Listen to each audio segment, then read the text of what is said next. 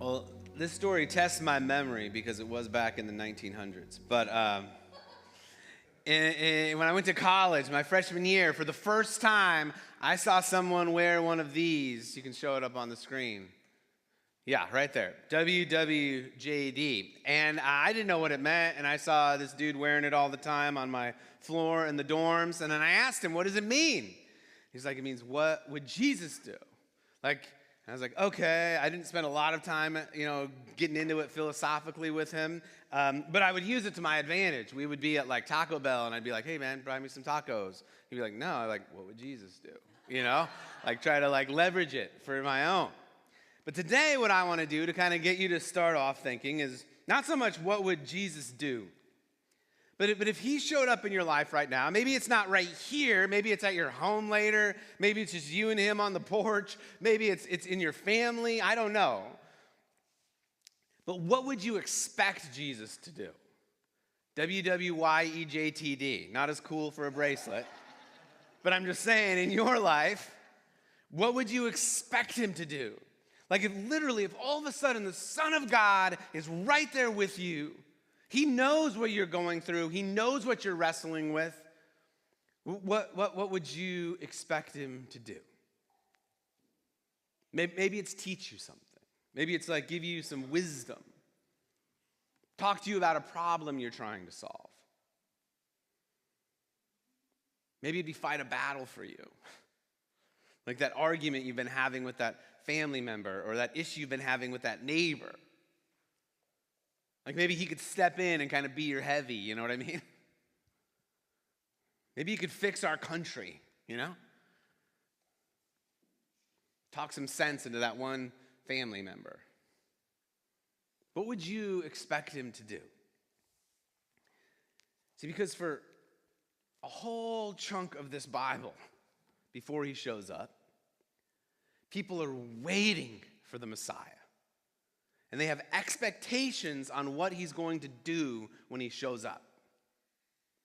They have expectations, ideas, imagination on this is who he's going to be. And most thought he was going to be this amazing military leader. This political leader that would lead them out of any type of oppression, that would make them the dominant kind of people on the earth, and that if anyone messed with them, man, they were going down, right? Smaller group thought he was going to be this kind of wise, sage thinker, this intellectual who's going to always have the right thing to say, and people were just going to say, let's just gravitate towards him because he has all the answers. When Jesus comes, he disappoints most people's expectations at first. At first, they're like, he's the Son of God? So many times, they're like, does anything good come from Nazareth, I don't get it. How could that dude be the Messiah? And then he's not doing what we think he's doing. Where's his army? These guys are his followers? These guys?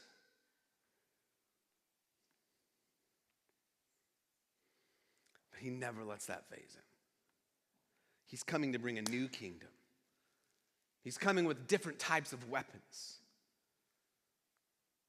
He's coming with a focus on something called the cross that at first seems to make no sense for someone who should be a savior, but in the end is the wisest thing God could have ever done. And he starts with a miracle in the book of John that kind of announces his ministry. It's the first miracle that he does.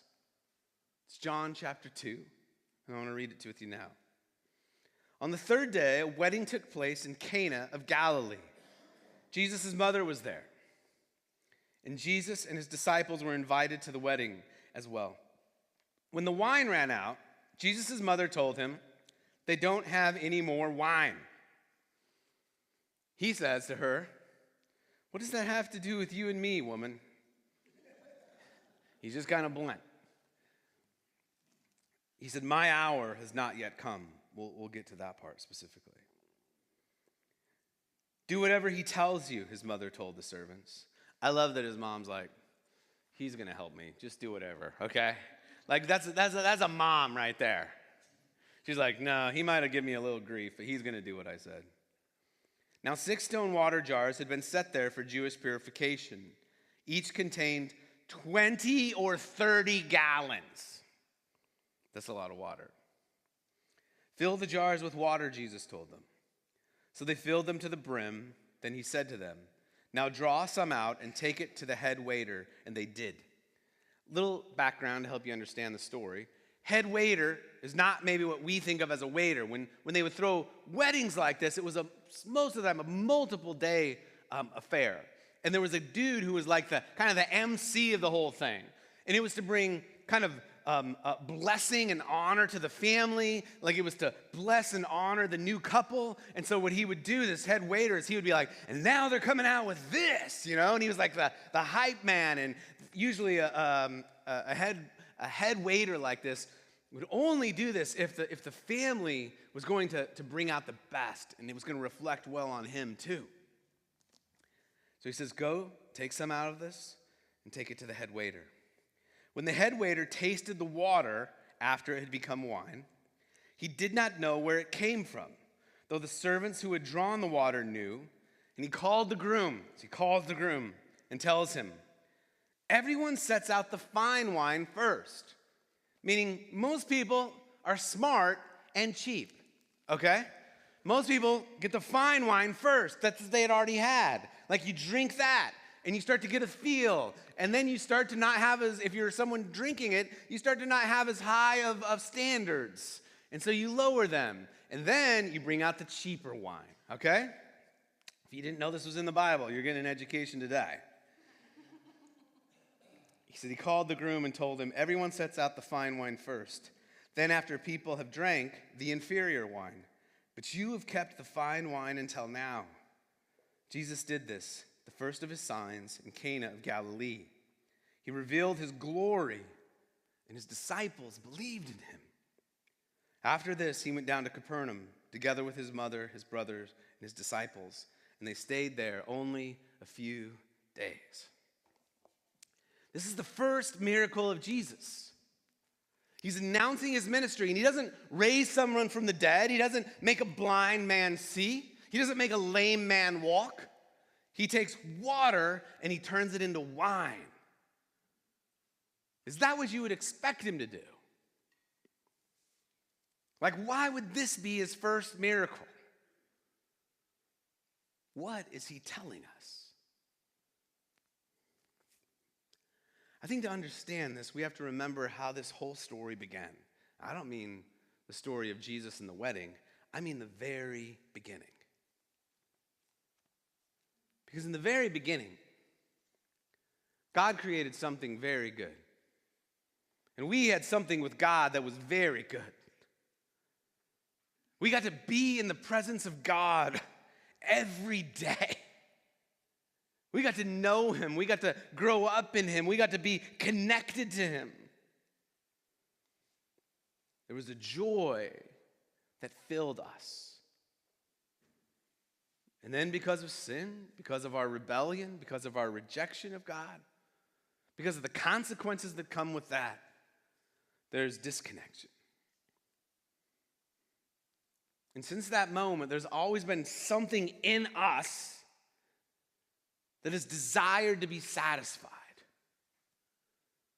Something in us that is desired to be met, and even the best food can't match, even the greatest marriage can't fulfill, even the closest friend. When Jesus turns water into wine, he's saying, I'm going to make that right. If you're still confused, just bear with me. He's saying, I'm going to be a God that restores joy. I'm going to be a God that says and understands that you know that you were created for something that you haven't actually got to taste, and you're going to taste it now. See, for too long, because we looked at it through the lens of our sin and through our own brokenness, we see God as someone who is scary, stern, a burden, a taskmaster. He's aloof or indifferent. We think he's watching us, ready to put the hammer down on us. And it's like Jesus says, I don't play that game. The God of the universe is something totally different. It's like he brings new soil to the field. He's like, I'm going to start my ministry off with joy, with celebration. I'm going to start by saying there's a new way to see how God connects with his people. It's amazing because they'd ran out of wine. And that would have been an incredibly shameful thing to have happened. It would have messed with the honor and the respect of the couple getting married, of both the bride and the groom's parents. And I know that doesn't mean as much to us today because we don't live in like an honor culture, but man, that would have been huge then. It would have affected every part of their life and their day. And Jesus is like, no, I'm going to step in, I'm going to meet a need, and I'm going to tell a story of joy. It's like he's saying, I have one purpose as I come down here. And it's to restore the joy of us connected with our God. The love that we feel from him. The life that we have in him.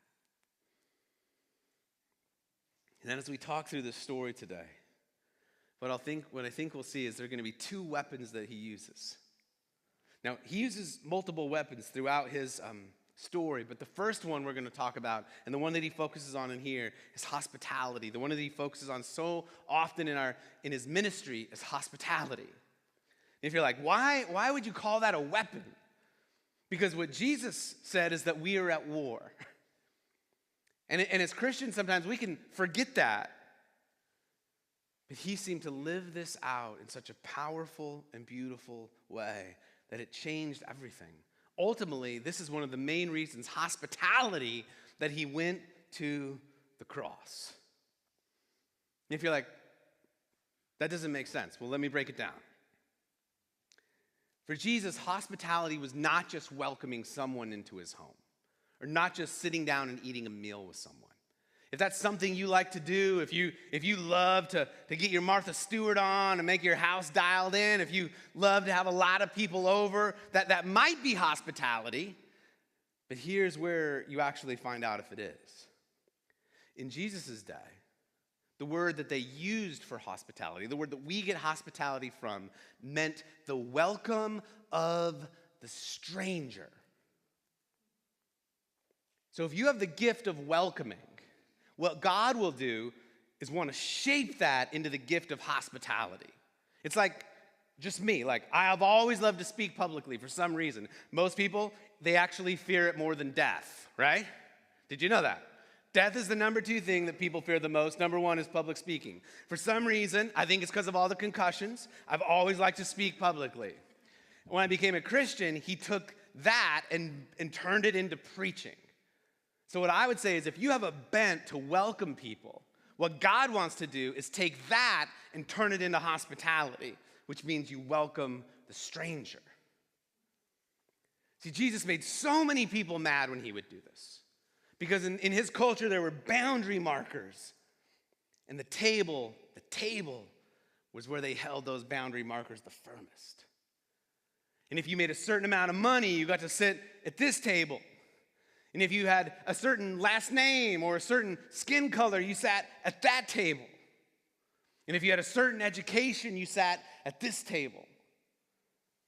And if you didn't have anything, you were lucky to even get in the house. Jesus crushes those boundaries. He's saying, I came to restore joy. Joy is connection with God, not boundaries from God. Joy is where God's people are linked together, not separate from one another. He steps into a wedding where they're about to be shamed. He steps into a wedding where a celebration is about to go sour, and he says, no, God doesn't play that. Let's bring life. Let's bring connection.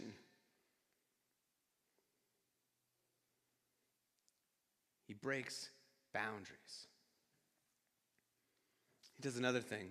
In Jewish world of his day, they called it table fellowship, when you invited someone to your table, it was a statement to everyone. Again, they're not living in a world like we are, where you drive in to your driveway, or maybe you have a garage. This was really big when I lived in Vegas. We all lived in neighborhoods that looked like each other. And you drive into your garage, and before you get out, you'd push the garage door. You never knew your neighbor, hardly at all, like ever. You lived behind cinder block walls and stucco. In Jesus' day, you would have walked the roads. You would have known them every time. They would have saw who was coming and going. People would have talked. And so when you welcomed someone over to your home, what you were saying was, I accept them. This community should accept them. And I believe my God accepts them. You see that? Like you're making a profound statement. I accept them. I believe this community should accept them. And I believe my God accepts them. And so what Jesus started to do was eat and sit with anyone and everyone. And that made a lot of people mad. Because they liked the boundaries. They felt comfortable with the boundaries. They felt safe with the boundaries. But hospitality, if anything, it isn't safe. Especially when we're asking God to lead us. Jesus would honor them and have a meal with them, eat with them. I've told you a million times, to me, that's the most level-setting thing. It's the most humbling thing, because I don't care how cool you are, nobody looks cool when you're eating, right? Last night, we're out with some friends just eating, and I'm like, got my burger, and I'm eating my burger, and I'm just like, I look like an idiot, right? I don't know. Like, you're going to take the burger down at some point, and there's going to be ketchup somewhere, all right? I don't care how quick you are with the napkin. Jesus would eat. The Pharisees of the day, the rule makers, the rigid people who cast judgment, hated that he would do this. So many times what you see them upset with is that he would eat a meal with someone that they didn't approve of. Do we have Pharisees today? I wish. I think we can all be tempted to be Pharisees today. So I've had these two worlds as a pastor. I've had this world in kind of urban church. What I mean by that is just a city. And then I've had this world for me, and what I would say is just California church. Urban church was two different cities. And people were definitely more, if you want to talk politically, bent in a liberal manner, okay? Bent in a liberal manner. And when I've been in my two churches in California, and even Las Vegas, no surprise, that might surprise you, bent in a more conservative manner, all right? No, I don't think that's any surprise to y'all. I think you're like, what? But in California, I would say the churches that I'm in, not the state. But in the cities, people lean a certain way. And what you would see is that they were often extremely open with a couple of things. They would volunteer and serve for anything. If there was a need, they were going to be there. And they didn't have a problem giving money either. Like they were like, man, you take my time, take my money, here it is, let's go. But I get to do whatever I want with my body. I get to sleep with who I want with. I got to do whatever I want with it. I got to do not tell me what to do with my body. They hated that. And there was a certain kind of Phariseeism that rose up about that. Conservative church, it's almost been the flip. They're like, man, I'll give God my body. Like, I want to make sure I'm honoring him. I want to make sure I'm only, if I'm in a relationship with my spouse, like before I engage, in sex, I want to make sure that I'm stepping out, that I'm not stepping out in any inappropriate way. Like, I want to stay dialed in here. But man, don't ask me for my time and don't ask me for much of my money. And there can be some Phariseeism that's connected with that. And what we can do is start to look at the other and go, I don't know that I want to hang with them. I don't know that I want to be with them. I'll tell you, after the election in 2016, some of you all were probably excited. I walked into a church in downtown Salt Lake City, and it looked like a morgue, okay? And I'm not commenting either one way or the other, but I went to a guy who I'd known for 10 years, and he had grace tattooed across his neck, his whole neck, and he's crying.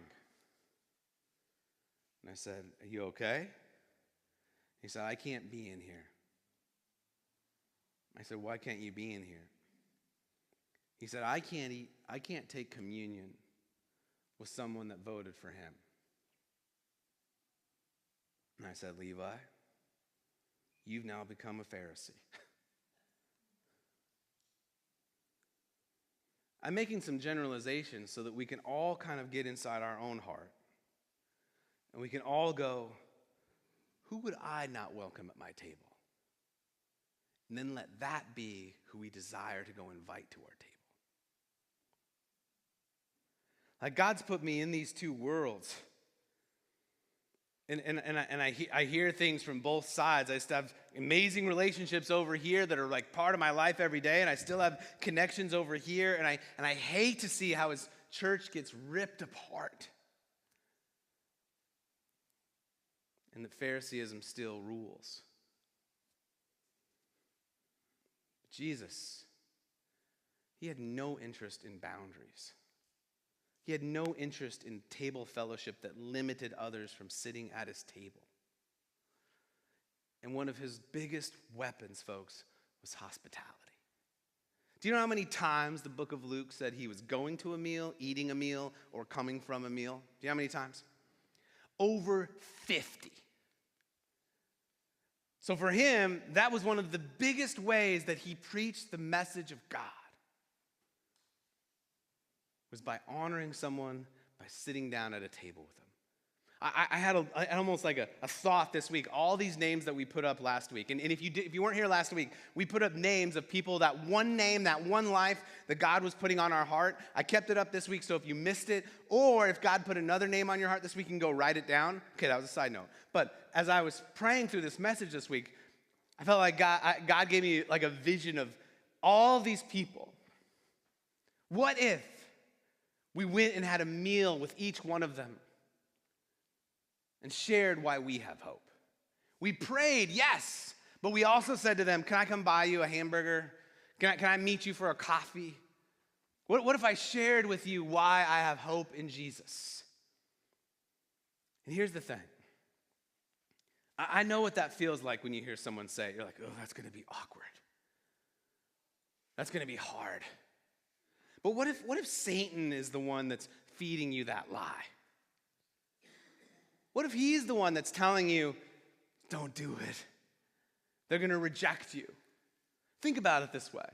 If you were in a family with someone and you had a sibling that was disconnected from your parent, and you knew your parent wanted to know they loved them, and you saw that sibling, why would it be a bad idea to share with them that hope of the reconnection? Why would it be a bad idea to talk to them about how good God is and how he's changed your life? See, to me, it's this whole conversation of the mission of Jesus and the method of Jesus. And in the book of Luke, it says two things. It says, the Son of Man came to seek and save the lost. That's the mission. And then there's another part in the book of Luke where it says, the Son of Man came eating and drinking. That's the method. Another reason why I love this is everyone qualifies. None of you can sit back today and go like, well, I don't have to eat or drink ever, right? We all have to do it. I mean, and do you see what's happening here? Like, As much as this is a message about how we can go embody him, do you also see this is what he's saying to you? I don't want any boundaries with you. I want table fellowship with you. I want you to know God accepts you. But if we receive this, then we can go live it. All right, I spent a lot of time on that. 2 weapons, hospitality and generosity.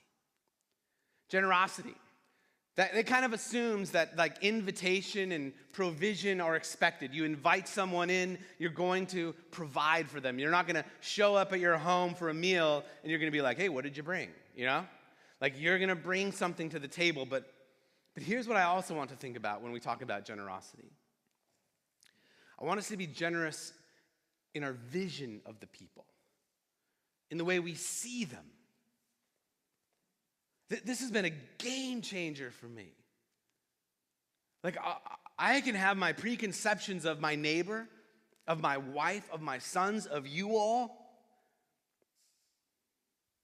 But then I go to God and I go, hey, this is how I'm seeing so-and-so right now. This is how I'm seeing so-and-so right now. But will you give me your eyes to see them? Will you let me see them the way you do, God? As someone who is worthy leaving the 99 to go and find the one? As someone who is worthy to come down, become human, hang on a cross and die, will you let me see them that way? Because my prideful, arrogant, selfish heart sees them this way, but I want to see them the way you see them. It almost always changes how I see them. Yes, I want us to be generous with our invitations, generous with how we provide, but also generous with how we see them. See, Jesus never seemed to sit down at a table with judgmental eyes, waiting to trip them up or trap them. He seemed to really just want to be with them. And then can we be generous with our possessions? I like to say our home is now a capital of God's kingdom.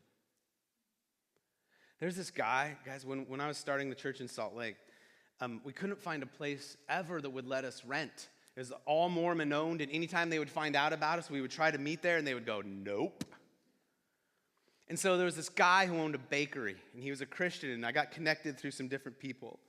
And I said, hey, this is weird, but on Sundays when you're closed, can we do a worship service in your bakery? And he's like, no problem. Come on down, I'll give you, he's like, have all the desserts you want, He's like, you'd go there, there's like a whole display case and everything, and we'd worship in there.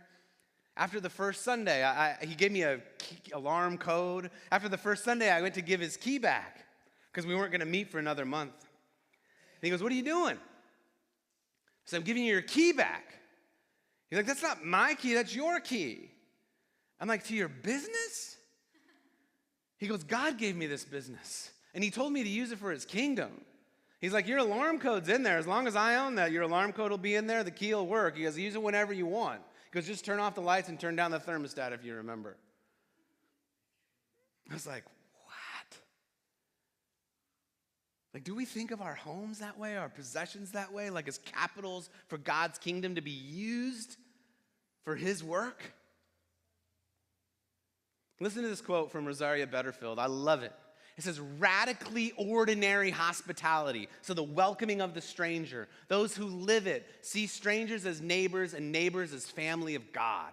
So see strangers as neighbors and neighbors as family of God. They recoil at reducing a person to a category or a label. So they won't be Pharisees. They won't point fingers. They see God's image reflected in the eyes of every human being on earth. Those who live out radically ordinary hospitality see their homes not as theirs at all, but as God's gift to use for the furtherance of his kingdom. They open doors, they seek out the underprivileged, they know, this is what I love, the gospel comes with a house key.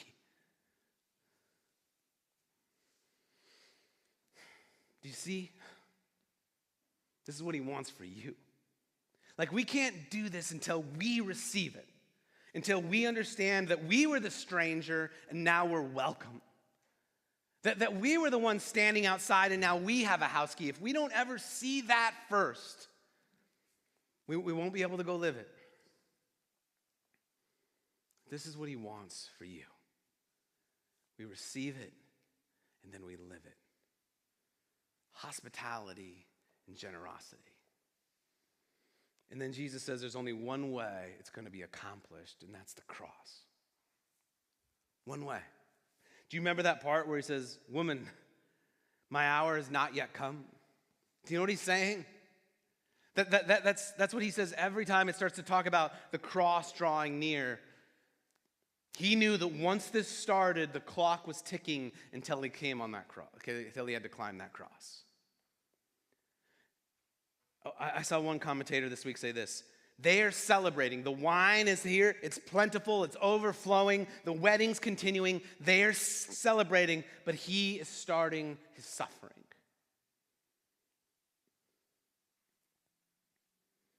See, the only way we can know how amazing this hospitality is, that true connection can happen from it. The only way we know God's ultimate form of generosity is when he would die for us, is that Jesus would set his face toward the cross. And for what, Hebrews says, for the joy that was set before him, he would endure it.